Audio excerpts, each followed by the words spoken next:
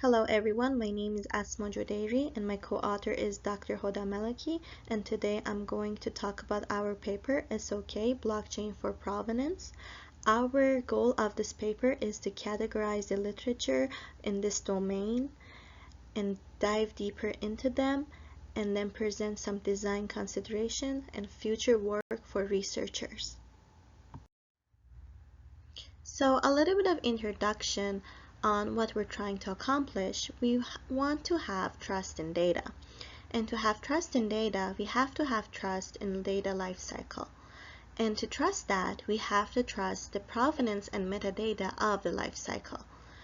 And in order to establish trust there, we have to have trust in the provenance system, which we mean we have to trust the system which is storing all of this provenance information. But in order to accomplish that, we have to trust the integrity of the system, we have to prevent tampering, and ensure accuracy. So existing systems which are storing the provenance information, they have trusted third parties, and this can be any type of storage. So on the recent years, blockchain has been proposed as a solution for storing provenance. And the reason is, it's because it's decentralized, it eliminates the need for a central authority or an intermediary, and it reduces the risk of single point of failure. It's transparent, and all the participants in the network have the same information. The transaction history is visible, and it's also immutable. Once the data is recorded on the blockchain, it's challenging to alter it, and it enhances the integrity of the stored information. So based on the research trends going on and the publications, we have decided to divide this research question into 3 sub-questions, meaning each of them focusing on a different aspect that the literature are focusing on. The first one is for provenance for single entity. The second one is for provenance of intra-chain collaboration, and the third one is for provenance of multi-chain collaboration, which I will go into detail one by one in the next slides. So first, we need to understand what we mean by provenance. So the provenance is the origin or source of something. It includes its history, its lineage, and etc. And it can have acquisition details, modification, timestamps, and access control. And what we are trying to establish with provenance is credibility. We want to have data integrity, we want to have accountability, and reproducibility. So provenance can be captured in different ways. For example, sometimes the user does an action on the data, and then the user itself sends the provenance information to the provenance storage. Sometimes the data store sends the metadata into the provenance storage. Or other times, maybe the user doesn't have direct access to the data. So what it does, it goes to a trusted third party to access this data. And therefore, that trusted third party would send the metadata into the provenance storage. Or even in that case, maybe the data store would do that and send it to the provenance storage. What we are trying to say here is that when we are designing different provenance systems, based on what we need and what's in the framework, we can have different consideration of how these information are being accessed or how they are being stored and who is doing it. And we also should keep in mind that the provenance record fields can be different based on the domain. So for example, if we have product supply chain, the provenance information can be unique product ID or manufacturing ID or URL or QR code. Whereas if we have digital forensics, we can have case number, the investigation stage, access patterns, or file dependency. Or if we have scientific collaboration provenance, these can be information about the task ID, the workflow ID, execution time, and etc. So we want to capture what is relevant to that domain, and we want to have a right way of accessing the needed information. Knowing about provenance gets us to our first research question: provenance for single entity. So our scope and motivation in this research question is individuals, people who are trying to manage and store their personal data, and we are not focusing on organizations. And how are these people doing this is by cloud storages. So we need to understand what are the requirements of a single entity trying to manage its data. And why is this important? Well, the reason that the cloud-based provenance is important is because cloud storages have some intentional forgery sometimes, or even accidental ones. So we want to know if the provenance information has been tampered for the single user. And why we chose cloud storage is because there are a lot of literature which are focusing on this, which are focusing on gathering the cloud storage's provenance with blockchains. An example for blockchain for cloud provenance is ProvChain.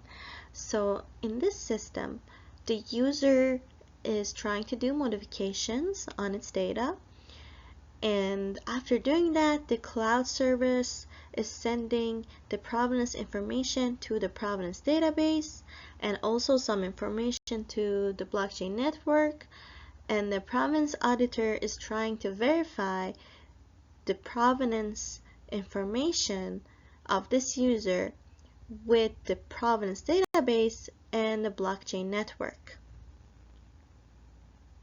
So such systems have their own drawbacks. And for example, the last one that we mentioned is only for on-cloud, and we don't know how it would adopt in other cloud services or other types of blockchains. And it's also relying on public blockchains, which the impact of mining costs and who are the miners are not specified. And the provenance capture details and if the cloud server is sending the right kind of information is not really focused on. And the whole provenance extraction and search is dependent on specific APIs, which is because of the specific blockchain that they are using. So there is no general framework for this, and it is kind of dependent on specific designs.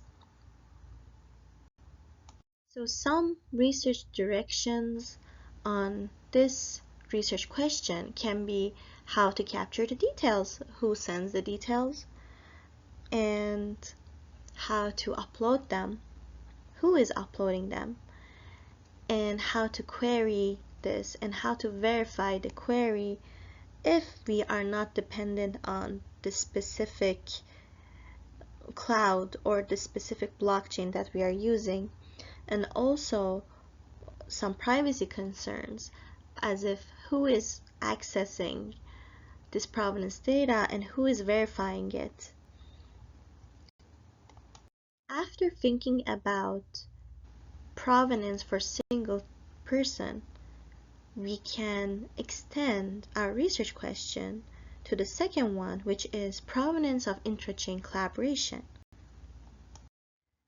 So our motivation in the second research question is, what if there are people in an organization, which this organization can be related to supply chain, to scientific research, healthcare, digital forensics, and etc.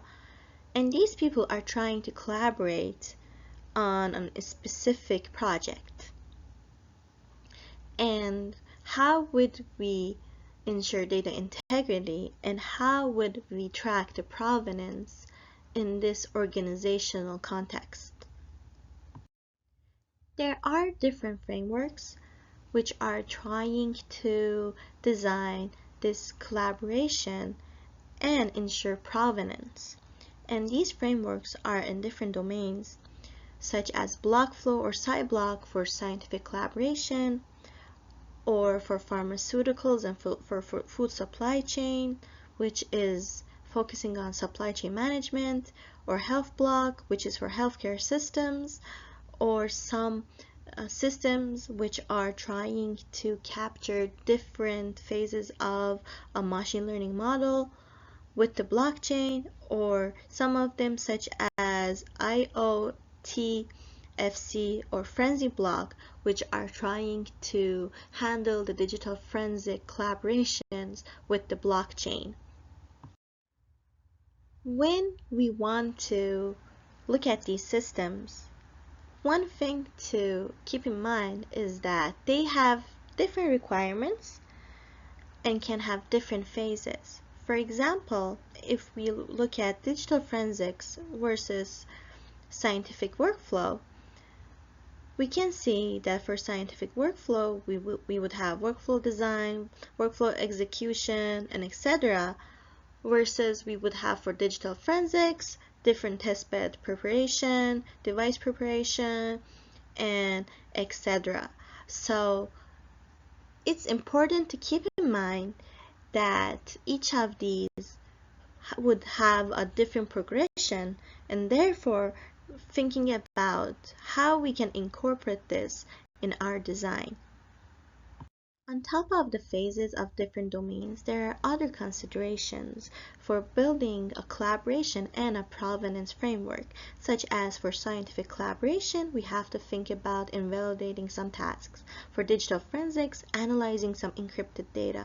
For machine learning, addressing the non-ID data. For supply chain, we have to think about data ownership or transfer. And for healthcare, we have to think about things like HIPAA, or what is the goal of collaboration in this system. After considering provenance and collaboration for a single organization, we can think about provenance of multi-chain collaboration. And this is for the time if different institutions have their own blockchain and they want to collaborate together. So for different blockchains from different organizations trying to collaborate, we can have different problems such as data interpretations across blockchains, data consistency, different node involvements and consensus mechanisms, and transparent and verifiable mechanisms. There have been different cross-chain methods for collaboration, and this is not in the terms of digital currency, but it's for collaboration itself, such as ARC or Vasago or Frenzy Cross, which they are in different domains. For example, Frenzy Cross is for digital forensics. The literature on different organizations having their own blockchain is limited, and therefore we can expand a lot on this research question.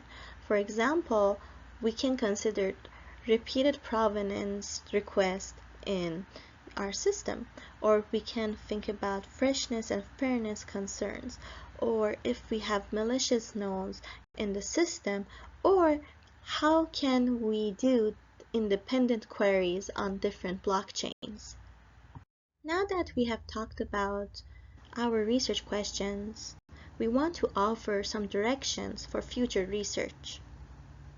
One important aspect of the future work is to have some design considerations, meaning when we want to design our system, what kind of blockchain blockchain we want to choose. Is it private or is it public? And do we want to choose an existing one or a new one?